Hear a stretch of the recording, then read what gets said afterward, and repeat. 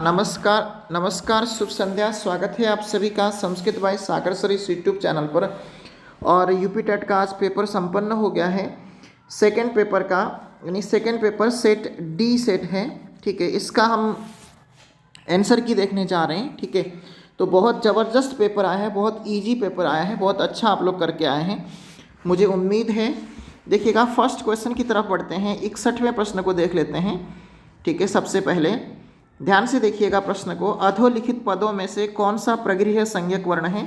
कल भी प्रगृह्य संज्ञक वर्णों पर हमने चर्चा की थी। हरि यहाँ पर द्विवचन का है, विष्णु भी यहाँ पर द्विवचन का है, गंगे भी यहाँ पर द्विवचन का है, इसलिए ये सभी पद यहाँ पर क्या होंगे? प्रगृह्य संज्ञक होंगे। तो सेकंड इसका राइट आंसर हो जाएगा। नेक्स्ट सवाल की तरफ बढ़ते हैं। समस्त पद रूपवत भार्य का विग्रह क्या होगा? ये भी आपको समझाया था। ठीक है, रूपवती भार्या यस्य सह रूपवती यानी रूपवत भार्य यहाँ पर हो जाएगा।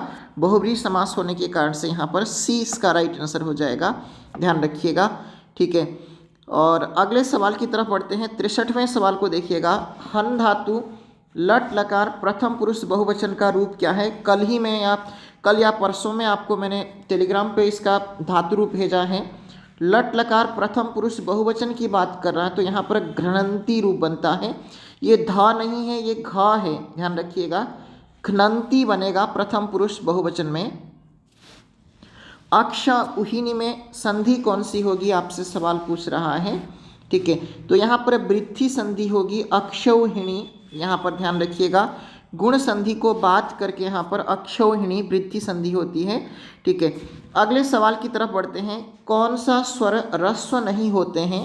ठीक है, ह्रस्व स्वर कौन से नहीं होते हैं, आपसे सवाल पूछ रहा है। इनमें से कोई नहीं, या फिर री, या फिर ए ओ ऐ औ।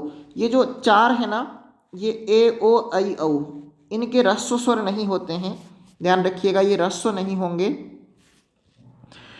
त प्रत्यय का संज्ञा क्या है?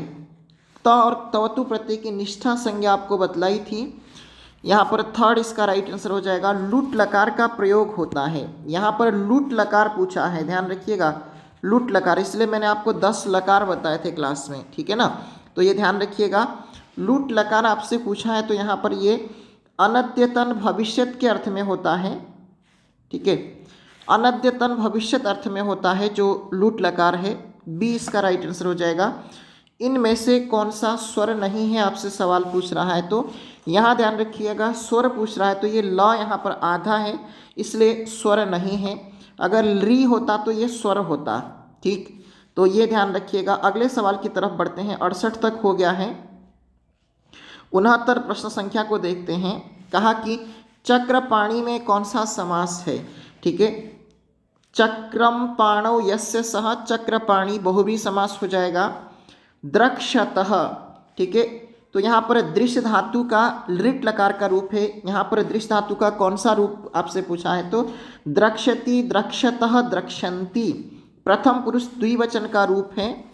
और राजा विप्राय गाम ददाति का वाच्य परिवर्तन होगा, ध्यान से देखिएगा।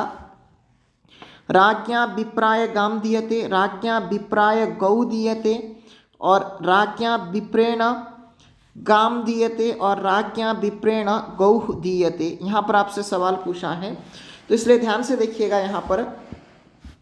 यहाँ देखिएगा राज्ञा, ठीक है, विप्राय गौः दीयते, यहाँ पर आपका आंसर होना चाहिए बी इसका राइट आंसर होना चाहिए, ध्यान रखिएगा इसको। ठीक है, क्योंकि गाम है ना, तो इसका यहाँ पर प्रथम पुरुष में ले जाओगे कर्म को, तो यहाँ पर गौ हो जाएगा।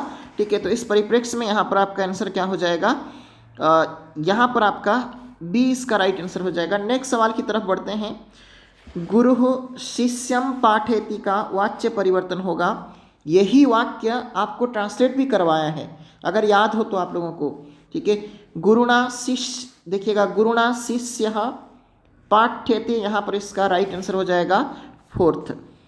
वागार्थ विव संपृक्त वागार्थ प्रतिपत्ति, ये भी हमने प्रैक्टिस सेट में आपको करवाया है। ठीक है, अलंकार कौन सा है, तो यहाँ पर उपमा अलंकार है, सी इसका राइट आंसर हो जाएगा। बालक को लड्डू अच्छा लगता है, बालक को लड्डू अच्छा लगता है। ठीक है। बालकाय मोदकम रोचते, ठीक है। तो यहाँ पर आपका आंसर क्या होगा, डी इसका राइट आंसर होगा। अगले सवाल की तरफ बढ़ते हैं। कहा कि निम्नलिखित में से कौन सा ग्रंथ महाभारत पर आश्रित नहीं है। ये जो स्वप्न वासव दत्तम है ये महाभारत पर आश्रित नहीं है, इसलिए आपका आंसर क्या होगा, यहाँ पर डी इसका राइट आंसर हो जाएगा। 4 इसका राइट आंसर होगा। बाकी सभी रचनाएं यहाँ पर महाभारत पर आश्रित हैं। आगे बढ़ते हैं, प्रश्न संख्या 76 पर चलते हैं। कहा कि कर्मवाच्य में क्रिया किसके अनुसार चलती है। कर्मवाच्य में हमेशा कर्म के अनुसार क्रिया चलती है, इसलिए आपका आंसर सी होगा। सप्तचत्वारिंशत् कौन संख्या है, सप्तचत्वारिंशत्, ठीक है। सप्त का मतलब 7 है ना, और चत्वारिंशत् का मतलब 40, ठीक है। तो सप्तचत्वारिंशत् का मतलब हो जाएगा 47। आपका आंसर क्या होगा, 47 आपका आंसर यहाँ पर सही होगा, थर्ड। संगात संजायते कामः में सूत्र प्रवृत्त हुआ है जनि कर्तुः प्रकृति ही। इसके भी कई सारे उदाहरण आपको करवाए थे, याद हो तो यही उदाहरण शायद हमने चर्चा की है। कल या परसों आपने प्रश्न पूछा था किसी ने, पर्यथ्यन में यहाँ पर समास क्या होगा, तो ये देखिएगा प्रादि तत्पुरुष समास का बहुत प्रसिद्ध उदाहरण है, इसलिए आपका आंसर सेकंड हो जाएगा। 80 प्रश्न संख्या पर चर्चा करें तो ज्ञा धातु लिट लकार उत्तम पुरुष एक वचन का रूप क्या होगा, ठीक है। उत्तम पुरुष एक वचन का रूप पूछ रहा है आपसे, तो यहाँ पर बनता है, ठीक है।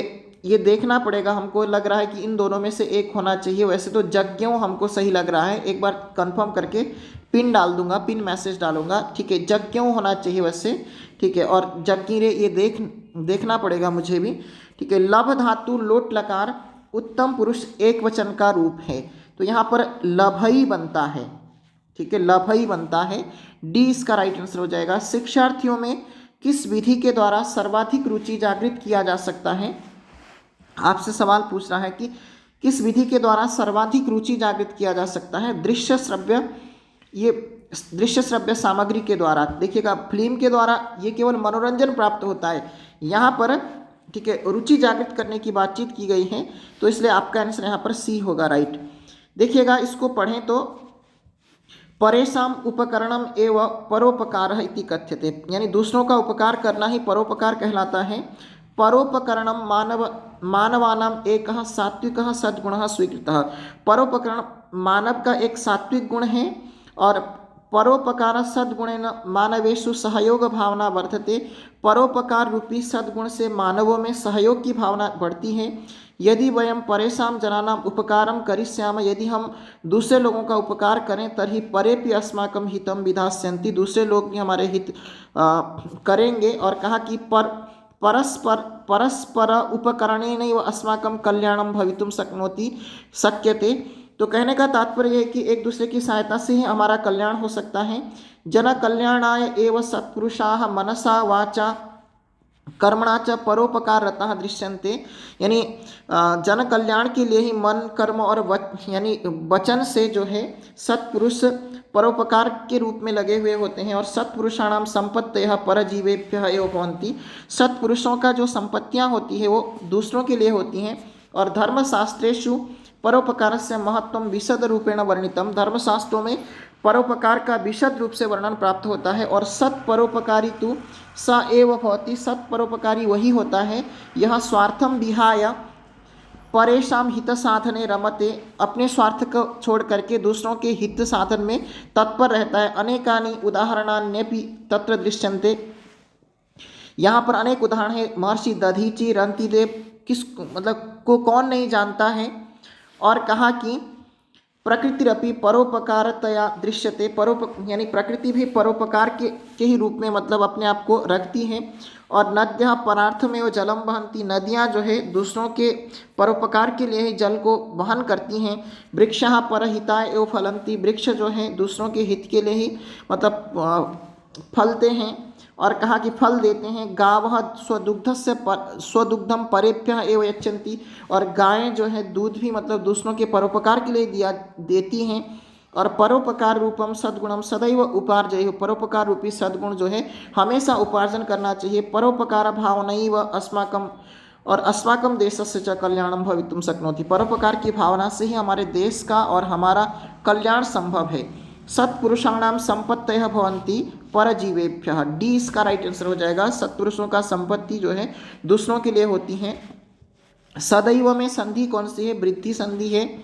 और परोपकार से महत्व विशद रूपेण वर्णितम, परोपकार का जो महत्व है विशद रूप से धर्मशास्त्रों में वर्णित है। ठीक है।